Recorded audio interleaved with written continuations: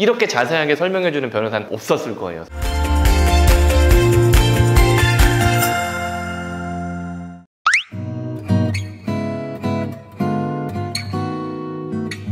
안녕하세요, 김민성 변호사입니다. 분양계약 관련해가지고 골치 아프신 분들이 영상을 많이 보실 거고요. 이전에 찍어놓은 영상하고 전 시간에 찍어놓은 영상을 꼼꼼하게 여러 차례 보시고 자기에 대한 상황이 파악이 되신 분들이 저희한테 상담 신청을 하셔야지 제가 상담을 해드릴 수 있습니다. 분양계약을 하신 분들은 대부분 투자에 관심이 있으신 분들일 거고, 투자에 관심이 있으신 분들은 투자를 하다가 망했으면 모르겠는데 그러지 않는다면은 개인회생이나 개인파산, 일반회생 이런 것들을 생각해본 적도 없으실 거란 말이죠. 지금 이 분양계약 이런 것들 때문에 내가 지금 죽겠는 거지, 사실 이 전까지는 나는 뭐 크게 문제없이 살아오신 분들이 거의 대부분일 거란 말이에요. 그래서 이걸 이제 살려드려야 되니까 천천히 또 말씀을 드려볼게요.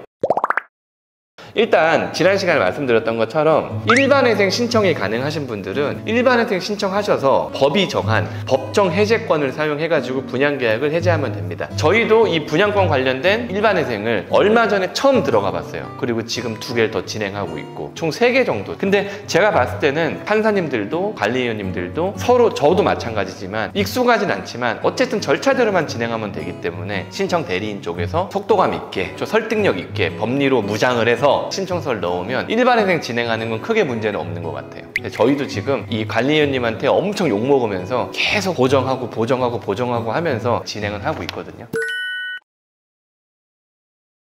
일반회생에서 좀 문제가 되는 것들이 뭐가 있었냐면, 첫 번째로는 일단 회생이기 때문에 소득이 있어야 되는 거예요. 소득이.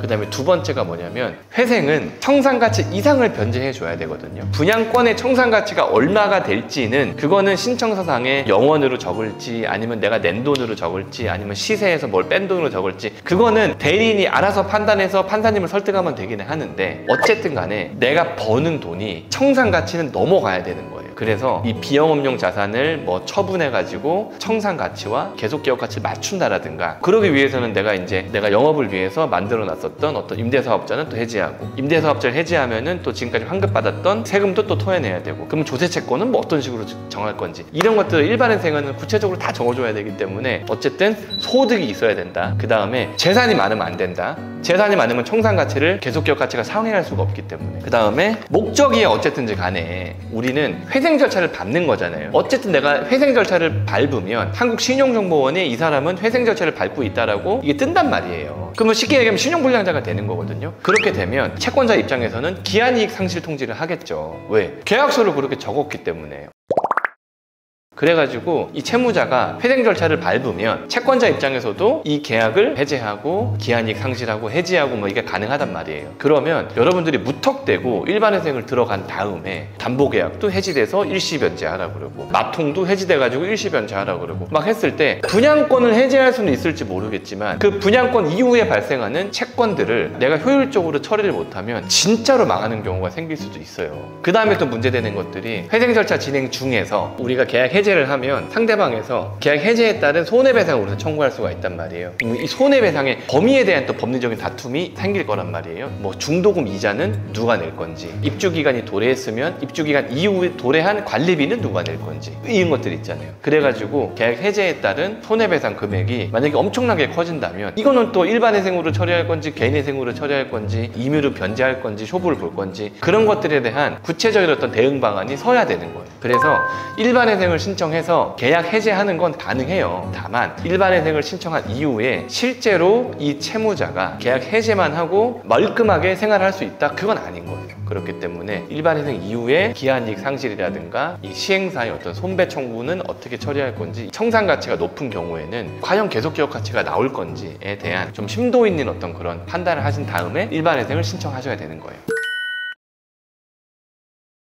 파산의 경우에는 사실은 파산 선고 이후에 관제인이 선임이 되면 계약 해제를 다 한단 말이에요. 채무자를 둘러싸고 있는 각종 이 쌍무 계약에 해제를 다 하고 손배채권을 끌어안은 다음에 파산자가 가지고 있는 재산이랑 손배채권들이랑 퉁치고 면책을 해줘야 되기 때문에, 내가 만약에 파산 사유가 된다면 사실은 개인 파산을 하는 게 분양권을 해결하는 거에 가장 편한 어떤 그런 제도예요. 그럼에도 불구하고 예를 들면 소득이 없으신 분들은 파산 신청하시면 되겠죠. 근데 소득이 없으신 분들이 이런 뭐 분양권 계약을 하는 거는 좀 약간 이상하잖아요. 그러면 내가 소득이 있다 해도 가용소득이 없다라든가, 그러니까 내가 돈을 많이 못 벌어가지고 나의 최저생계비에 미달하는 소득이 있다면 그거는 뭐 파산 사유가 되는 거니까 당연히 파산을 받아들이겠지만, 여기저기 물어봤는데 소득이 있어가지고 파산 신청이 안 된다는데요 라고 저한테 여쭤보신 분들이 되게 많거든요. 근데 그건 아니에요. 여러분들이 일반회생을 할 수 없거나 빚이 뭐 10억 이하면 일반회생 신청 자체가 안 되잖아요. 그 다음에 개인회생을 할 수 없는 개인적인 사정도 있을 수 있단 말이에요. 개인회생의 어떤 변제금이 충분치 못하다거나 청산가치를 뭐 상회하는 어떤 개인회생 절차를 짤 수 없다거나, 나는 분명히 지금 변제불능 상태인데, 그런 경우에는 파산 신청 자체가 기각되지는 않아요. 파산 신청이 기각되는 이유에 소득이 있느냐 그건 없어요. 네, 가용소득이 있으면 파산 절차는 기각된다 이런 거 없거든요. 다만 파산 신청 자체가 성실하지 아니한 경우에는 기각되는 경우들이 있는데, 그러면 내가 소득이 있음에도 불구하고 파산 신청을 할 수밖에 없는 사유를 적으면 되는 거예요. 성실하지 아니한 경우에 해당되지 않는다는 것만 내가 입증을 해주면 그럼 선고는 날 테니까. 어떤 말씀인지 아시겠죠? 그래가지고 그 선고가 난 다음에는 너무 당연하게 파산관제인은 이거 계약 해지를 하고 손해배상 채권이라든가 이런 것들을 채권자한테 신고하라고 하고, 그 다음에 여러분들이 가지고 있는 재산으로 이거를 변제한 다음에 면책을 시켜주는 거예요. 개인 파산 같은 경우는 생각보다는 그렇게 어렵지 않습니다. 다만 선고가 나는지가 중요한 거고, 이 선고를 내기 위해서 나의 신청이 피치 못하다는 거를 신청서에 내가 잘 녹여내야 되겠죠. 이렇게 해서 일반회생, 개인 파산으로 계약 해제를 행사하는 거는 생각보다 어렵지 않다 말씀드렸고요. 다만 이제 대리인의 실력이라든가 경험치가 상당히 자원을 하겠지만, 뭐 법리적으로 봤을 때 안 되는 건 아니라는 거예요.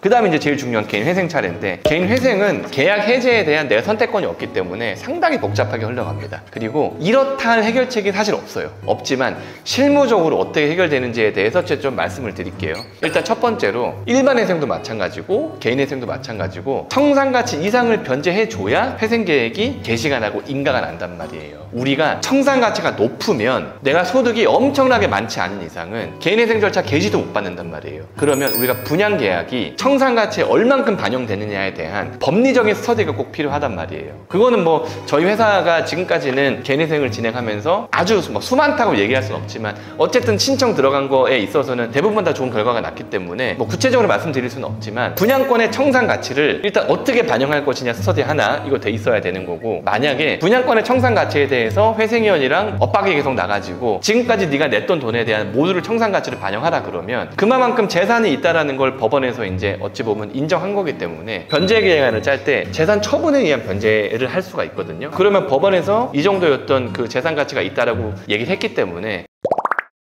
우리는 그럼 인가 이후에 재산 가치에 대해서 처분을 해서 뭐 전매를 하든 뭘 하든 해가지고 우리는 갚겠다. 그래서 청산 가치를 보장할 수 있는 변제 계약을 짜겠다. 그러니까 조건부로 인가시켜 달라라는 조건부 인가를 요청하시면 되는 거예요. 근데 이래도 안 된다. 이래도 안 되면 사실은 이거는 회생이 개시가 될 수 없다라는 거거든요. 왜냐하면 재산 처분에 의한 변제 계획안을 짰을 때 법원이 무조건 허가해 주는 건 사실 아니에요. 그 다음에 청산 가치에 있어서도 사실은 우리가 법원을 설득할 문제긴 한데, 판사님께서 나는 이건 인정 못한다라고 하면 계약 해제권이 없는 개인회생 채무자, 그러니까 신청인 입장에서는 사실은 더 이상 절차를 유지할 수가 없단 말이에요. 그러면은 그걸로 개인회생은 사실은 기각이 될 수밖에 없을 거예요. 그러면 어떻게 해야 되느냐? 그러면 그때는 개인 파산을 신청하시면 되는 거예요. 소득이 있는데 아까 말씀드렸잖아요. 소득이 있는 게 개인 파산의 기각 사유는 아니란 말이에요. 내가 소득이 있음에도 불구하고 개인 파산을 신청하는 게 절차를 남용하는 게 아니다. 성실하지 아니한 때에 해당하는 게 아니다. 라는 걸 주장을 하면 선고 날 거고, 선고 나면 관제인이 해지해 줄 거고, 그러면 그 이후의 일만 처리해 주면 면책이 되는 거예요. 어쩔 수 없는 경우에는 이 도산법으로 이렇게 해결할 수 있다. 이거를 지금 제가 경험한 바로, 지금 제가 알고 있는 것만큼은 설명을 해드렸어요.